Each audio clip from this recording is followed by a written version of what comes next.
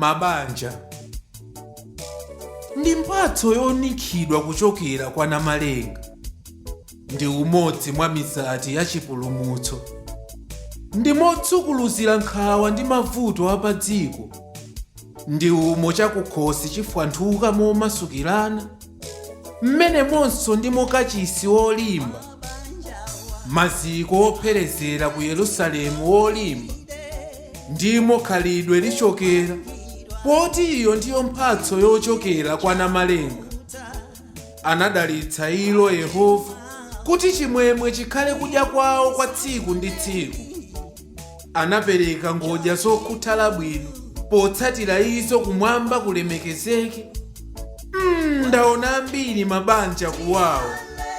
Yehova mulibe mabanja alowa mphepo. Mayi kulira bambo ayiwala chiyambi. Bambo kulira mayi akhupuka nayo bizinesi mobile tu. Mkazi wanyansa lero koma Jezebeli atsungula. Sitaipi yanga atu iyi mwazindikira liti isi bambo. Chitsinzi lero wachera kumwezi nkhanga zaona. Mchumba munkafuna ana pena chikondi. Zoti ndi mphatso yonikhidwa kuchokera kwa Namalenga. Monga simdziwa bambo satha kuphika. Siuja munkabwekera kutofuna kuziluma kuyamikira kukazinga kwake mu nthawi ija munali kunja kwa banja. My baby, darling, honey sweet, otsekemera mayina acha adapita kuti kodi bambo. Okondedwa wanga, shuka, libi penanso kumatoti nyenyezi yanu, munakwirira kuti mayina acha. Apo akati akumbutsire poyitana mkazi muti mwanu. Si awo masekilitale akumangoti Joe, Henso, Jime pena kumangoti Brian. Inu mumvekere kukamwa yasa, onse satethupa mtunda manu. Panu kubwera pa nyumba ndi usiku. Zoti zedi bambo ndi mbusa pa nyumba pake. Izi ndi nkhani ya kuchalichi likafika tsiku. Mdalitso wa Namalenga unatulukamo kalekale mwathu mnyumba.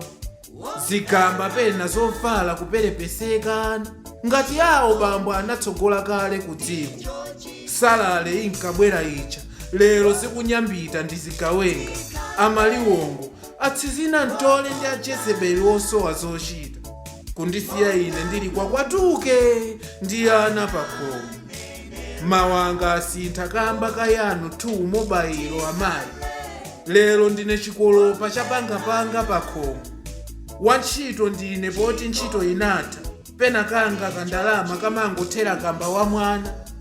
Lero ndimadziwa kuti akazi anga ali uko bize kugirikishidwa ndi anzanga anepo.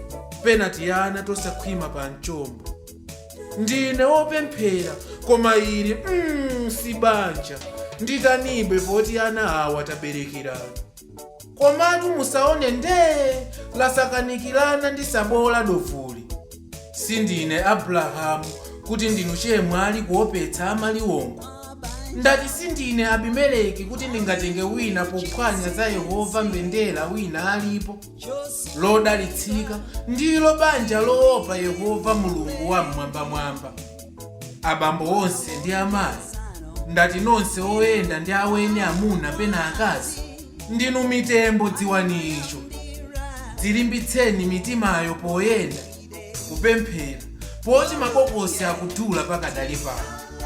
Kaya nditi mphamvu mudaliratu, tiyeni nato tsiku lina adzatiperepesa yawe bokosi lanu likadzatsika mtengo. Ndati mukawaona otero athaweni ndi mitembo, poti akuyenda bokosi lawo ladula. Posachedwa titolera mitembo yonse kukwirira opanda mabokosi poti mabokosi atula. Mukawaonanso achinyamata mmakomomo pena ayeseketsana ku mitengo bize kugirikishana. Pena ayi ndithu mpyopyono utakolera bwino. Ndati nawonso tagwirani afotseredwe popeza nawonso ndi mitembo yotheratu imeneyo. Mphatso ya Namalenga banja. Ukalowatu watsimikiza kuti wampezayo ndithu iwe ndi pamathero. Sankhani moyenera. Kondani banja lanu baba. Lemekezani dadi mayi. poti mabanjawo awa ndati mabanja ndi chinthu cha mtengo wapatali. Mabanja